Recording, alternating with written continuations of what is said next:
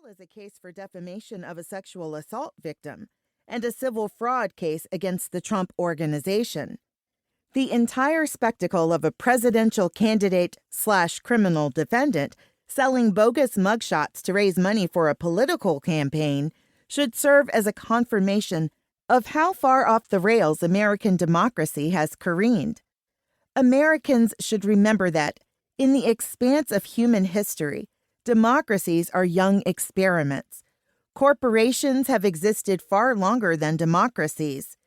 If voters, consumers, and investors are not careful, corporations may well outlive them. Imagine a democracy as a precocious toddler. Spending corporate money in a democratic election is like handing that toddler a hand grenade.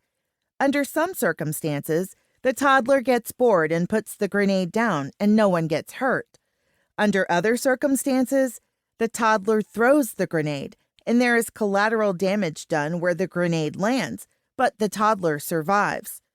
Then there is that horrible potential for the toddler to pull the pin on the grenade and be destroyed by their own naivete.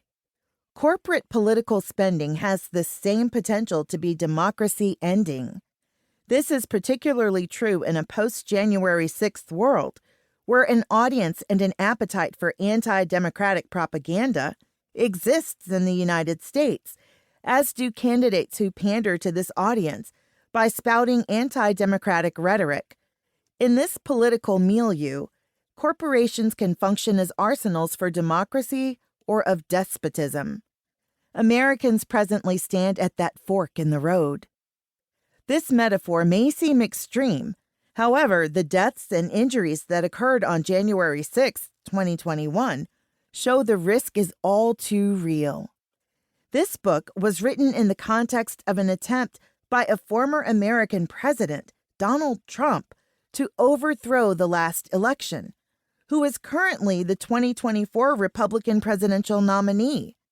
Part of what props Trump up is America's privately funded campaign finance system and his skillful exploitation of it. History shows that corporate political spenders have the ability to completely topple a democracy if they back a party or politician with dictatorial tendencies. This is what actually happened in the 1930s with the rise of the Nazi Party and Adolf Hitler. Corporate money poured into the party in 1933 when it was broke and poised to face a key election. German democracy was dead for the next decade under Hitler's rule. In the American context, corporations can erode faith in democratic institutions by trying to manipulate elected government to serve private ends. The voting public can easily lose trust in these institutions when scandal after scandal flood the news cycle. The sheer volume of the influence of money in politics from corporate treasuries and wealthy CEOs can leave the impression for voters that politics is a rigged, unwinnable game. As corporate governance guru Robert Monks worries, the unrestrained, corporate hunt for profits is taking a toll on the environment and society. These are symptoms of a far greater threat to democratic society: corporate takeover of the political process. As will be explored in this book, corporate crimes are often the precursors to violations of election laws. On January 6, 2021, a crowd of angry Trump supporters stormed the U.S. Capitol and succeeded in halting the Electoral College count for a few nail-biting hours through acts of violence and by sheer force of numbers in overwhelming the Capitol Police and the D.C. Metropolitan Police.